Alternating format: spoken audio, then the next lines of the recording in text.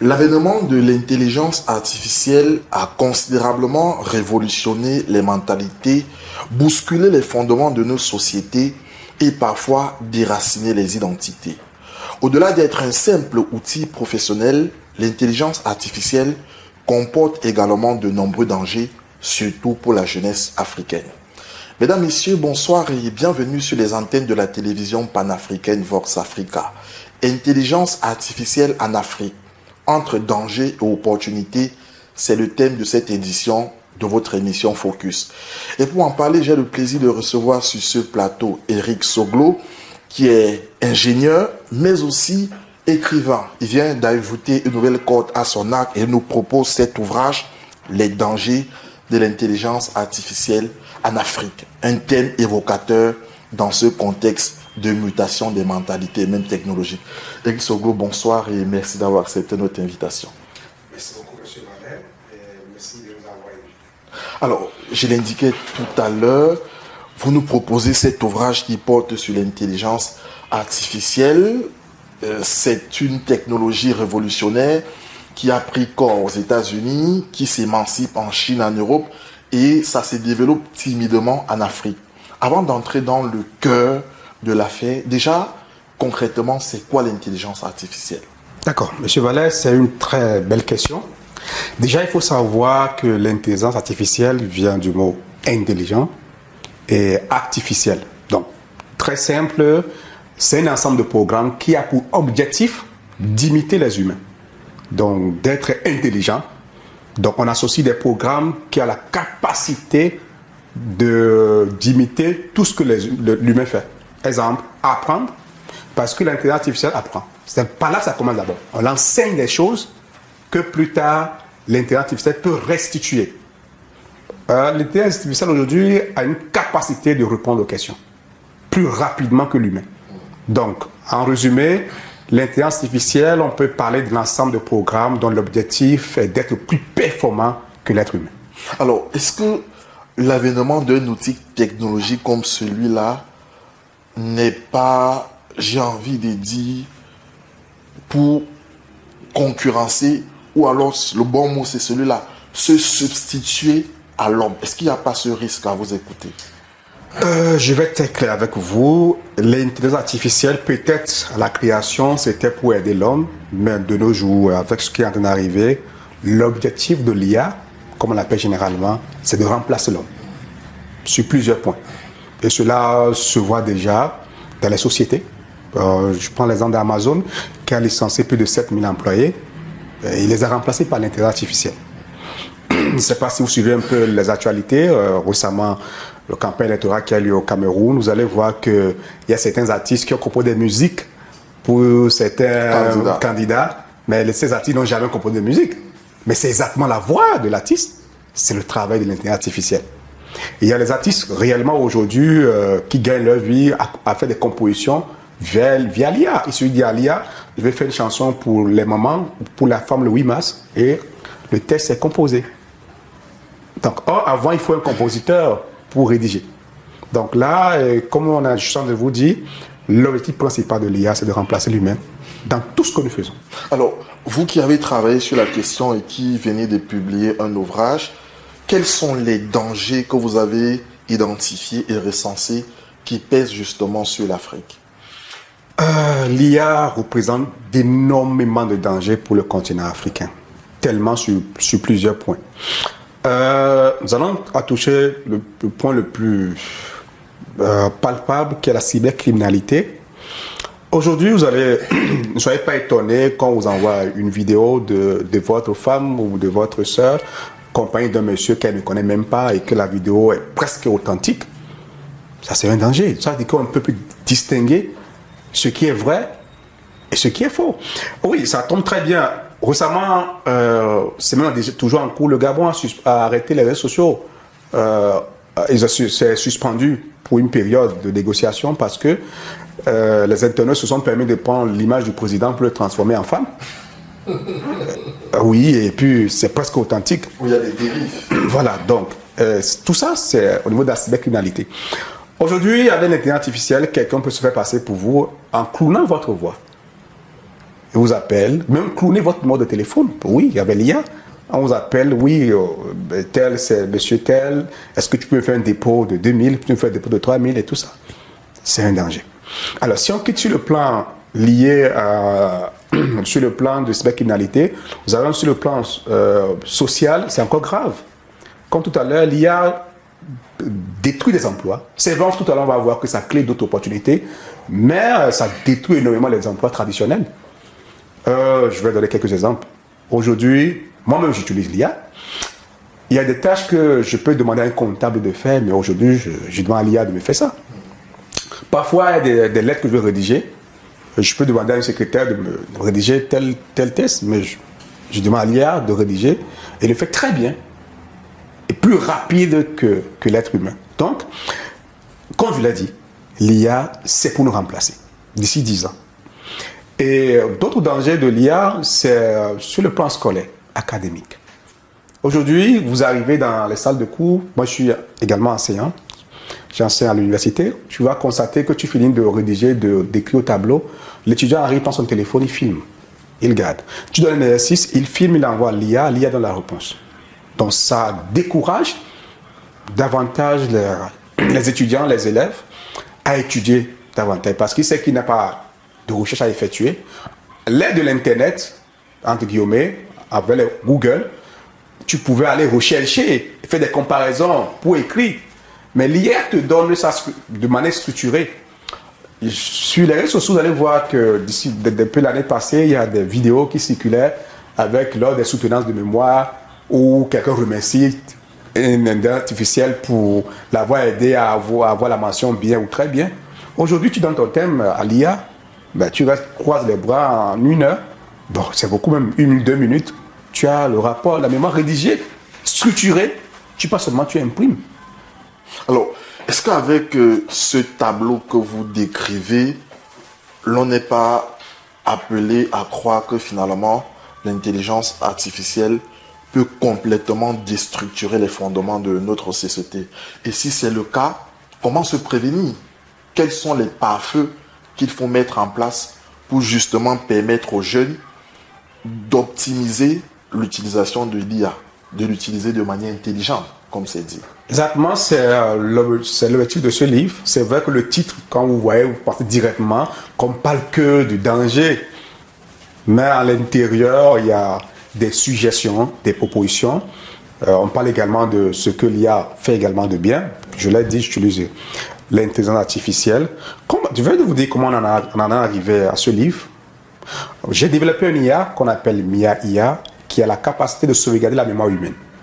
Donc l'objectif de cette IA au début, c'est de permettre à un être humain de son vivant de stocker tout ce qu'il y a comme mémoire. Parce qu'on dit quand quelqu'un meurt, c'est une bibliothèque qui s'est brûlée, donc sa voix, ses pensées, on ne peut plus retrouver. Donc avec MIA IA, on a la possibilité d'interroger l'IA qui répond exactement comme le défunt.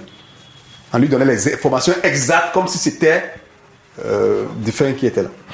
Alors, pendant le processus de cette IA, j'étais en Suisse et je discutais avec un monsieur qui voulait financer les recherches pour qu'on aille très loin, pour l'intégrer avec la puce de Elon Musk, pour que ça puisse être sophistiqué. Après notre discussion, autour de 1 heure, 2 heures de discussion, je suis retourné sur moi-même des mains.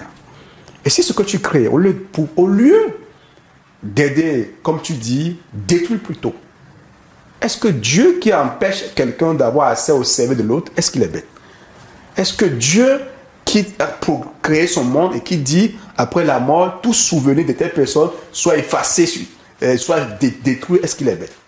Et si cette IA est piratée, et si on a accès à des données confidentielles de quelqu'un, quel dégât ça peut créer? C'est en cherchant à répondre à cette question que je me rends compte que non, il y a des dangers réellement qui sont liés à l'IA. Et malheureusement, vous allez voir, j'ai mis l'accent sur l'Afrique, parce que malheureusement, en Afrique, nous consommons. On n'a pas de mesures de protection. On n'a pas de lois qui encadrent le numérique. Emmanuel Macron, il y a de cela 2 mois, a voté une loi, bon, je ne sais pas si c'est encore voté, mais c'est en cours, peut-être c'est déjà voté, pour interdire l'utilisation des réseaux sociaux à moins de 15 ans. Moins de 15 ans. Mais on n'a pas ça en Afrique. Oui, justement, ça c'est un point fort, un point majeur que vous évoquez.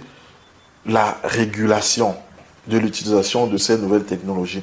Est-ce que pour vous, dans l'approche, il s'agit simplement d'être répressif en termes d'utilisation ou alors de l'utiliser, mais d'avoir un cadre, un mécanisme qui permette à ce que ces outils soient utilisés, mais au service du développement? Parce que, effectivement, on parle de l'Afrique et l'une des questions fondamentales qui se joue aujourd'hui en Afrique, c'est la question du développement, c'est l'enjeu du développement. Et l'Afrique est le continent qui est appelé d'ici 2050 à avoir plus de 2 milliards d'habitants. Donc forcément, c'est une ressource humaine, c'est une main-d'œuvre. Mais comment est-ce que cette main-d'œuvre peut être compétente si elle n'est pas en harmonie avec les nouvelles technologies qui façonnent et contribuent à révolutionner le monde? Alors, quelle est la frontière? Est-ce qu'il faut simplement interdire ou il faut réguler, mais permettre l'utilisation? Oui, dans le livre, on arrive à une conclusion qu'il faut réguler et qu'il faut, parce que nous ne pouvons pas rester à l'écart. Le monde évolue. On doit essayer d'évoluer, mais tout en étant conscient des dangers. Chaque chose a son côté positif et négatif. Il faut qu'on essaie de trouver le juste milieu pour mieux arranger. Alors, je vais revenir sur le cas de l'Afrique. J'étais à Davos, ça fait pas 2 mois, où il y a tous les grands dirigeants et tous ceux qui décident. Aussi, je vous dis combien les Américains, les Européens ont mis sur la table pour financer les recherches au niveau de l'IA. Vous allez vous demander si vraiment il y a des problèmes d'argent dans ce monde. Pendant que les gens sont affamés, ils ne trouvent pas à manger, c'est des centaines de milliards d'euros qui sont investis pour l'IA. Mais pas pour l'Afrique, pour l'Europe, pour l'Amérique et certains pays de l'Asie. Mais qu'est-ce que nos dirigeants ils font en ce moment? Donc l'IA, ce n'est pas de la magie, ce n'est pas de la sorcellerie. C'est des algorithmes qui sont dressés sur une ligne éditoriale. Donc il va falloir qu'en Afrique, on dit non, au Cameroun, au Bénin, au Togo, tel IA est interdit. Non, il y a des IA. Quand vous voyez un réseau social comme X, ou bien on vous dit qu'on peut déshabiller, on peut déshabiller une personne sur une star, une personne, ça a quelle utilité cette IA? Ça vous apporte quoi de plus? Mais ça peut être interdit dans les pays africains. Donc en fait, à vous écouter, je pense que c'est plus la dimension stratégique qu'il y a derrière l'IA qu'on ne perçoit malheureusement pas dans nos politiques publiques de développement en Afrique, qui est déjà le premier désavantage de la structure même de l'existence de cela. Mais vous avez évoqué une question tout à l'heure aussi qui me semble extrêmement importante, celle du marqueur idéologique, parce que c'est fondamental. Ouais. Une intelligence artificielle est certes un outil technologique, mais ça appartient d'abord à une communauté ou à un pays. Donc, par conséquent, c'est appelé à promouvoir et à véhiculer les valeurs et les identités de ce pays. Est-ce que vous qui êtes dans le domaine, il y a quand même une émulation dans ce sens? Est-ce qu'il y a des jeunes ingénieurs africains qui travaillent au quotidien à créer des IA propres à l'Afrique, même s'ils ne sont pas accompagnés? Alors, je vais dire, nous sommes nombreux, mais on est confronté à deux choses. Je vous dis la vérité.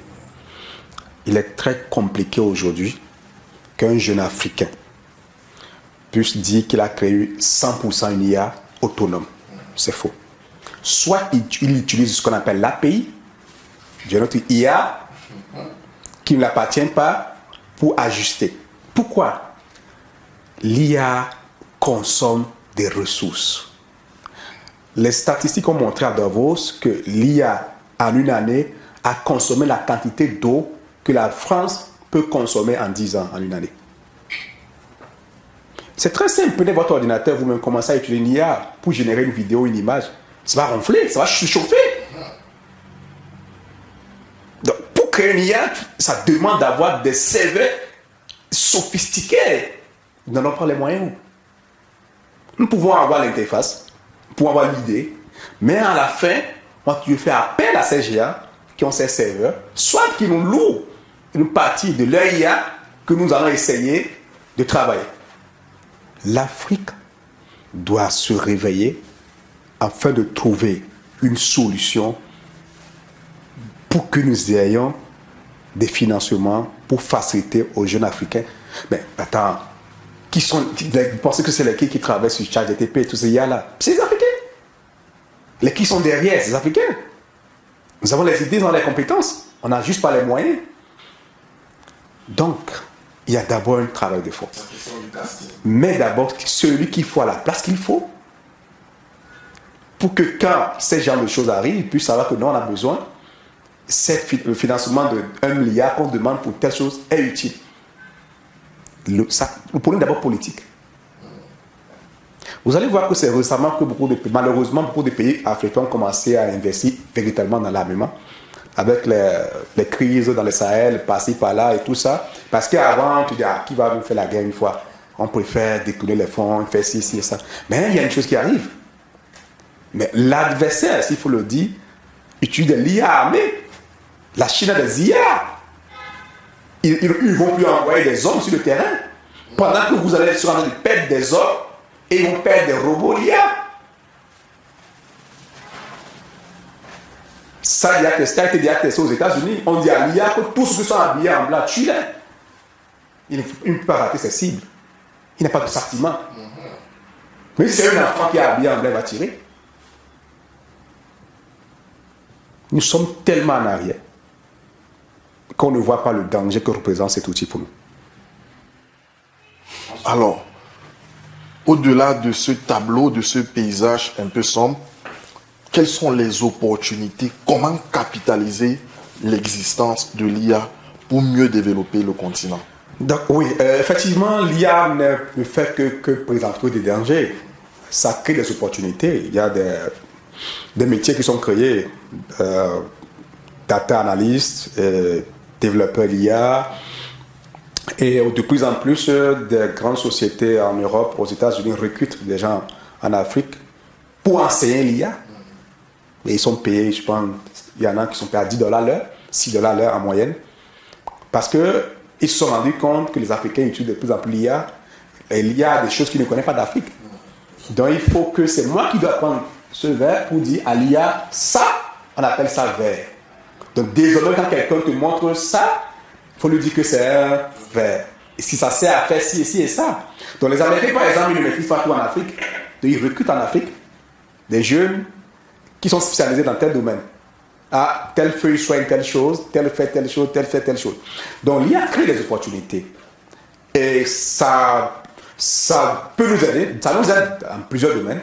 En médecine, l'IA aujourd'hui, pour interpréter un résultat, autant pour moi, tout ce qui tourne autour de ça, c'est très vite fait. L'analyse radiologie et tout ça, la médecine, c'est vite fait. Donc, tout ce que nous demandons à nos dirigeants, c'est de créer des départements dédiés à cet outil et de mettre les moyens nécessaires. Et pourquoi pas introduire l'IA dans l'éducation?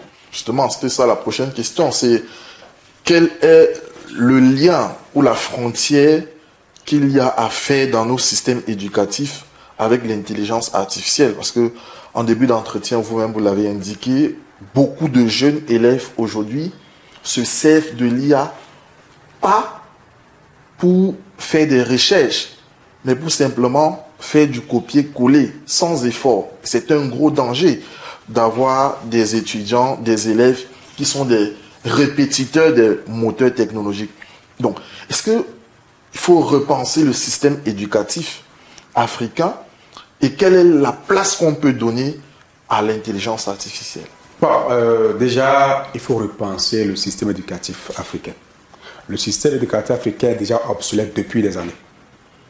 Depuis l'arrivée de l'Internet, c'est déjà obsolète. Mais malheureusement, je vais dire, certains pays africains ne peuvent pas refonder le système éducatif. Ils sont dépendants. Mais les indépendants, c'est 1960. Parfois, c'est d'autres pays qui nous imposent les livres qui doivent être au programme, hein, dans nos pays africains. Donc, il faut refonder le système éducatif et dès le bas âge, commencer à enseigner l'IA. Pas utiliser l'IA, mais commencer à enseigner l'IA, c'est-à-dire parler de l'IA déjà, à partir de certaines classes, cours moyen de 6e, déjà pour montrer les dangers, pour montrer les avantages, comment que l'IA, pourquoi, et dès le bas âge. Il y a une chose que je vais vous dire, aujourd'hui, il y a eu tellement de dépression aujourd'hui, beaucoup pensent que c'est dû à quoi? C'est dû à l'IA. Il y a une famille qui a porté plainte à ChatGPT en France parce que l'IA a poussé l'enfant à se suicider. L'enfant pose la question, pourquoi ma maman elle donne plus de cadeaux à ma petite soeur que moi? L'IA dit que c'est tout à fait normal. Ta mère ne t'aime pas. Ta mère aime plus que ta petite soeur. Il dit donc, et ça veut dire que je peux ne pas l'enfant de mes parents. Il y a évidemment une possibilité que tu ne sois pas l'enfant de tes parents. Parce qu'un parent doit aimer les enfants au même pied d'égalité. Vous voyez? Jusqu'à l'enfant, c'est donné la mort. Et bizarrement, c'est l'IA qui a donné à l'enfant les solutions, les étapes qu'il faut se passer pour se donner la mort. Justement, ça c'est un point très important. Parce que dans le livre, par exemple, au niveau du chapitre 2, vous touchez quelque chose qui est fondamental et qui est au cœur d'ailleurs des batailles politiques en Afrique, l'intelligence artificielle et le péril sur les libertés publiques. Mais on voit ça de plus en plus, justement, pendant les périodes électorales en Afrique, Eric Soglo. Est-ce que l'un des gros problèmes aussi, ce n'est pas le fait que malheureusement, peut-être on l'a indiqué tout à l'heure, qu'on n'ait pas un organisme ou bien de véritables instances de régulation et par conséquent, il y a une forme de libertinage qui fait en sorte que chacun fait ce qu'il veut de l'intelligence artificielle. Oui, c'est ça. Tu as dit, chacun fait ce qu'il veut de l'intelligence artificielle. Si vous allez en Chine, en Russie, il y a beaucoup d'applications que nous utilisons en Afrique qui sont interdites. Que pour utiliser, il faut contourner par des VPN. Et la loi punit même le fait de contourner par VPN. Parce qu'ils ont compris que ces choses présentent de danger pour nous. Donc, il faut véritablement, en système comptabilité à l'OADA, en droit, je pense qu'il y a un organisme aussi en Afrique qui parle des droits liés à l'Afrique. Je pense que l'Union africaine peut créer une instance qui est penchée sur les questions d'intelligence artificielle pour qu'on essaie de régulariser véritablement cet outil. Alors, il nous reste 2 minutes pour mettre fin à cet entretien. Ils sont nombreux, ces jeunes qui vous écoutent à Cotonou, au Bénin, qui vous écoutent à Abidjan, à Libreville au Gabon, à Brazzaville ou même encore à Tunis. À ces jeunes qui utilisent l'intelligence artificielle de manière un peu désordonnée. En 1 minute, quelles sont les clés, quels sont les conseils pratiques que vous leur donnez pour utiliser l'intelligence artificielle de manière optimale? Alors, ce que je vais dire à ces jeunes, c'est de savoir qu'il y a beaucoup d'opportunités dans l'intelligence artificielle. C'est pour vous aider à créer votre société, c'est pour vous aider à avoir des clients, ça peut vous aider, entre guillemets, à vous enrichir. Ah bon? Oui, aujourd'hui, tout le monde peut faire du graphisme. Créer un logo, c'est très facile. Si tu maîtrises l'intelligence artificielle, je ne vais pas faire la promotion. Il y en a tellement. Tu peux faire des vidéos promotionnelles, tu peux créer les pages monétisées, tu peux faire les pages sur les réseaux sociaux, je ne veux pas donner les noms. Et juste avec l'IA, tu n'as pas besoin de te présenter toi-même. Tu crées le personnage avec l'IA, ça te produit de l'argent. Donc, c'est de savoir comment utiliser l'IA. Et ça commence par la formation. Il faut se former sur l'utilisation de l'IA. C'est très important. Et d'éviter d'utiliser l'IA dans le mauvais sens. Et de savoir que l'IA, plus nous apporte des choses merveilleuses, c'est comme ça ça peut aussi nous détruire. Et en résumé, pour clôturer, ce qu'il faut savoir, l'IA en Afrique est un outil d'écoute. Je vais dire quelque chose de très simple. Faites un exemple avec les réseaux sociaux. Même sans faire les recherches. Vous avez votre téléphone déposé, vous parlez d'un billet d'avion avec quelqu'un. Toute la journée, vous avez le plus de billets d'avion. Vous allez sur l'IA. Comme je dis, il y a les couples aujourd'hui qui rencontrent toute leur vie à l'IA. Une femme qui est déprimée, qui passe le temps, ces outils sont recueillis sur le plan statistique. On est capable de dire au Cameroun tel nombre de personnes vit telle situation, telle. Le danger, il est vraiment présent, il est là. Eric, malheureusement, pour parler de l'intelligence artificielle et son impact sur la jeunesse africaine, on peut passer 2 jours. En télévision, il y a des contraintes temporelles et le temps imparti à cette édition est arrivé à son thème. Je voudrais rappeler aux téléspectateurs que vous êtes venus nous parler de cet excellent ouvrage, Les dangers de l'intelligence artificielle en Afrique, un ouvrage de 137 pages, substitué en 4 parties. Merci beaucoup.